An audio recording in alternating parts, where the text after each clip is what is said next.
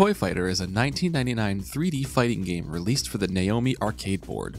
While visually its wacky action figure combat makes it unique to most any other fighting game, it could actually be considered a pseudo-sequel to the Fighter's Destiny series, sharing many of the same developers and mechanics. Regardless of its lineage, Toy Fighter stands uniquely against many other fighting games, offering a point-based win system, an in-depth throw system, and colorized attack attributes. This video aims to be a guide in helping you understand the system mechanics behind Toy Fighter.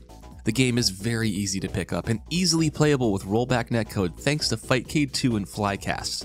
So, without further ado, let's dig into the mechanics of Toy Fighter.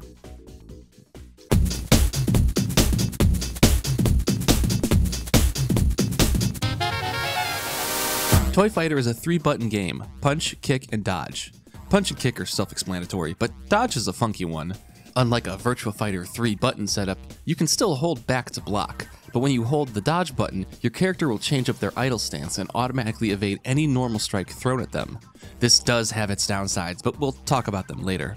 Successfully evading an attack allows you to counterattack as a follow-up, giving you a colored attack the opponent cannot dodge. Pressing up or down with the D button will have your character roll into the foreground or background. This is very slow, so its uses are limited. You can also press D when you hit the ground from a knockdown to tech roll. Pressing P plus K gives you throw, which is very different than most games.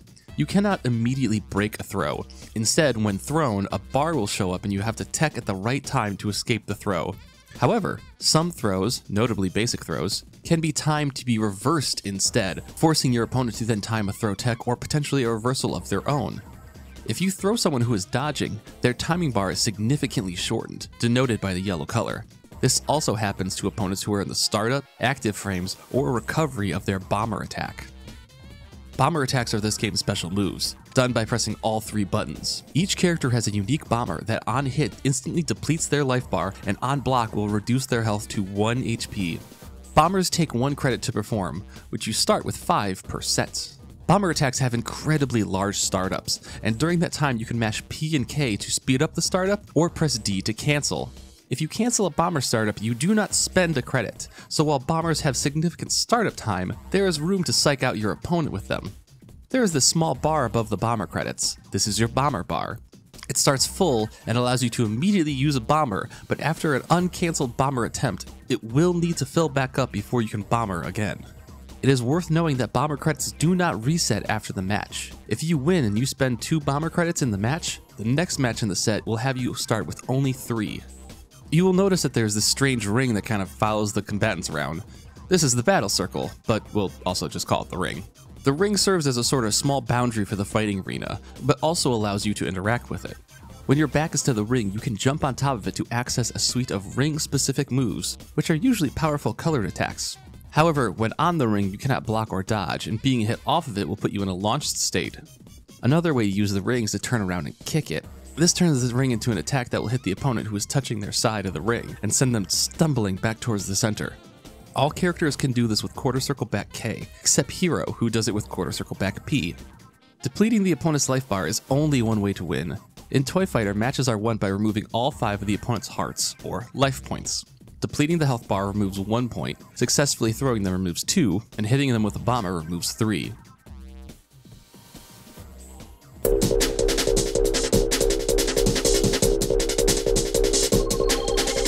So your opponent is holding down the D button and you are not in range to throw them. What do you do then? To blow them up for dodging, you have to hit them with a colored attack. In Toy Fighter, there are 5 colors of attack. White is undodgeable, yellow will launch them on counter hit, orange will launch them on normal hit, blue is a counter attack, blowing them back if your blue attack hits the active frames of one of their attacks, and finally, red attacks, which will instant kill, but usually have significant startup. Learning what strings and attacks contain colored moves is a vital part of playing Toy Fighter, as being unable to stop the opponent from dodging will lead to them nullifying your offense. By pressing forward plus P and K, your character will perform an Artemis. This catch counter will grab and negate an opponent's attack, giving you a punish window. Forward P plus K will Artemis high and mid attacks, and down forward P plus K will Artemis low attacks. There are also character-specific Artemis for 4 of the roster. Gushi Ken gets a unique Artemis against high kick attacks, Vitamin gets an Artemis against high punch attacks, and Neji Bird gets an incredibly specific Artemis for Mifune and Vitamin's high weapon attacks. These are Artemis throws, which can be escaped but will lead to a 2-point throw if the escape is failed. Symbols has a unique high Artemis, but it just knocks the opponent further away instead of being an Artemis throw. Post-production J here. Looks like Hero has a similar Artemis, much like Symbols where it blows you back, but this one they bounce off the ring and it could be comboable. I'm not sure. This game just keeps on giving, damn it. There is another throw Artemis for when you are in the air being juggled. Air combos in Toy Fighter can be very big damage. Some characters can even repeatedly do jump kicks to the tune of massive damage. However, such lengthy combos should be attempted with care, as the opponent in the juggle state can air Artemis and catch the attack, immediately throwing them. This is a very powerful way to stop juggle combos, but it comes with a heavy cost. If you air Artemis and it whiffs, you will ground bounce and still remain in a juggle state, letting your opponent have another chance to combo you. This high risk, high reward push and pull makes the juggle game very interesting in Toy Fighter, as you have to start juggles with variable timing to make sure your opponent does not air Artemis them or straight up bait the air Artemis and then go for the punish afterwards.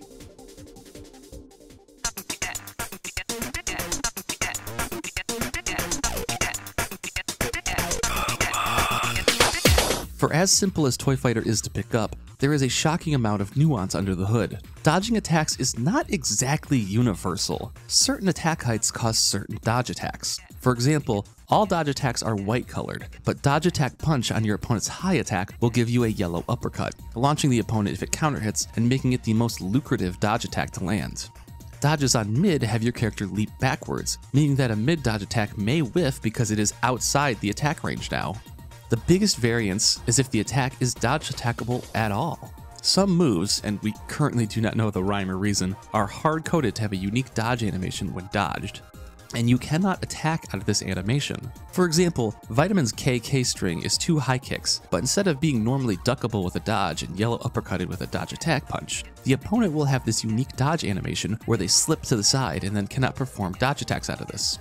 What is more interesting is that this only triggers when in range of the move. If you perform KK outside of the attack range, the opponent can get a normal high dodge off proximity, get a normal high dodge attack, and whiff punish your KK. Artemis also have additional uses. You can Artemis bombers to nullify them, and you can Artemis colored attacks. This leads to a layered approach to offense, as dodges beat normal attacks, colored attacks beat dodges, but colored attacks can be Artemis'd and punished. You cannot, however, Artemis Mifune and Vitamin's weapon attacks, unless you're Negibird. There is somewhat of a comeback system with Toy Fighter's health bars. Once your health goes below a certain point, the little bit past that second heart, any damage you take will leave red health. This red health will regenerate pretty quickly, so to fully deplete someone's health bar, you have to do enough to remove all the green health from the bar. This is a very minor comeback mechanic, but it is worth knowing about, as it lessens the ability to end rounds with quick strikes. Finally, we have to talk about the pullover throw. This is a mostly universal throw that everyone on the roster has access to other than Rue. Unlike every other throw in the game, the pullover throw does not have a blue bar to reverse. It is instead a non-damaging throw that reverses position with the opponent and puts them in a back turn state. However, if you are trigger happy and try to tech the pullover throw, you will instead be sent running into the ring. This leads to a powerful strategy where you can send them running into the ring, kick the ring when they reach it, which is an unblockable attack that sends them stumbling towards the center, and then using the long hit stun of the ring attack, pull over throw them again. Obviously you do not want to tech this and go running again, but the resulting option of being put in a back turn state for a punish is not particularly great either. Because pullover is not reversible and striking the ring is unblockable, some combination of these strategies are extremely powerful. This is, however, somewhat more or less effective depending on who you play. Rue cannot do this at all, but Gushiken's ring kick is attached to a back handspring command movement, meaning timing the ring kick will be much harder. There is one last, incredibly cheeky, technique in the game: dirty attacks. You are allowed to move around before the announcer says fight, but you are also allowed to start attacking your opponent as well. Any strikes done before the announcer officially starts the match are called dirty attacks, and each successful strike removes 1 bomber credit from your character.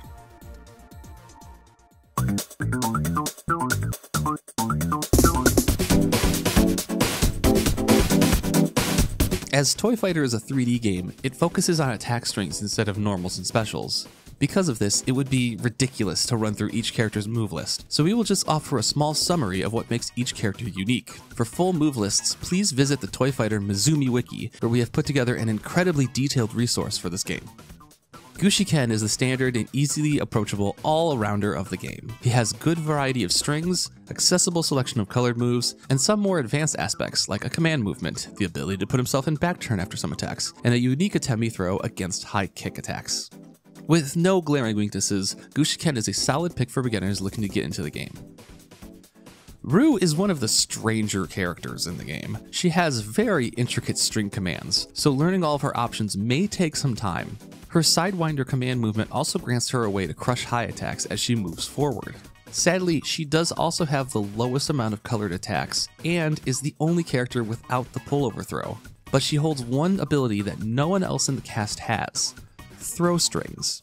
Rue is the only character who can end certain strings with a throw, making her a character with obvious faults, but an incredibly unique and tricky hybrid grappler style. Symbols is the big body of the game, being the largest character on the roster. This translates to large, powerful strikes that have big range behind them. However, Symbols easily has the lowest volume of strings in the game, being someone with more 1 and 2 strike and very few extended or branching attack strings.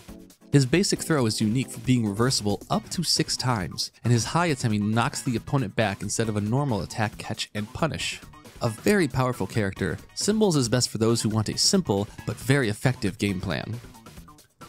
Pete has a character-specific mechanic called Infinity Hold, or IH. Attacks that have IH properties can be held down to delay them infinitely, and in some cases, IHing a move will change its attributes. He is also the only character who can command movement directly into back turn, and has a larger amount of attacks from it. This, combined with having the largest amount of colored moves, makes Pete an offensive puzzle the opponent has to crack, lest they crumble to his variable pressure. Keruman is another well-rounded fighter, having a decent selection of colored moves and a significant amount of attack strings.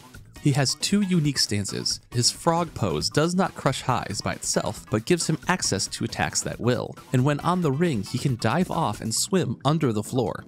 While swimming, he has 2 colored attack options, as well as a fake out to bait the opponent into thinking that he's resurfaced. A very solid choice, and one for players who like well-rounded options, but still want a little bit of funkiness in their game plans. Neji Bird is without a doubt the hardest character to pin down. His multiple points of articulation feature heavily in his moveset, as he attacks with a movement that no other character can match. This allows him to be constantly mixing up the opponent, as strings will feature many different attack heights and speeds, and his colored attacks will blow up someone looking to try and dodge their way out of the confusion. He is also the lone character who can Atemi the weapon attacks of Mifune and Vitamin, making him a counter pick for players who over-focus on those attacks. He does have one downside, however. He has the smallest amount of throws in the cast. Only a basic front throw, a throw on back turn opponents, and then the universal pullover and OTG throws. Regardless, his strengths are what make him, and the players looking for a mix-up heavy trickster will gravitate towards Neji Bird. Hero is the pro wrestling grappler of the game. He has the widest assortment of throws to test the opponent with. You will have to react properly to escape from all the different tech timings Hero can put you on, as well as watch out for where these throws come from, as he can even perform throws from on top of the ring. This grappling focus does come at a cost, as Hero's attack moveset is very small and lacks extended strings or large amounts of colored attacks. That said, remember that throwing people in a dodge state greatly shortens their tech bar, so if you want to wrestle, Hero is the choice for you. Mifune is the first of 2 weapon characters. Attacks that feature his sword cannot be Atemi'd outside of Neji Bird. This leads to Mifune being an absolute powerhouse. He can enter his katana stance easily by pressing down twice, and he also has attacks that where, when the button is held, end with him being in katana stance too. Once in stance, Mifune gets access to some of the most powerful attacks in the game, many of which are colored, like his lightning fast back forward P blue attack, and his signature quarter circle forward P red attack. This is likely the best red attack in the game, as it strikes grounded and rolling opponents, making the opponent avoid it properly or instantly lose a heart to his devastating Okazeme. While one of the harder characters to learn, that effort is paid off in spades when you unlock Mifune's true power. Vitamin is the second weapon user and is much less focused on it than Mifune, as often her main weapons are her hands. Vitamin is a rushdown character who, while having colored attacks like the rest of the cast, is focused on white attacks both in and out of strings. This leads to a pressure that becomes very risky to dodge out of, and with Vitamin's occasional threat of weapon attacks, occasionally risky to Atemi out of. Opponents looking to jab out of her pressure may lose to Vitamin's unique high-punch Atemi throw, so when being overwhelmed, the fastest option might not be the best. It may take proper application to structure her offense to its fullest potential, but Vitamin is the choice for those looking to rush that shit down.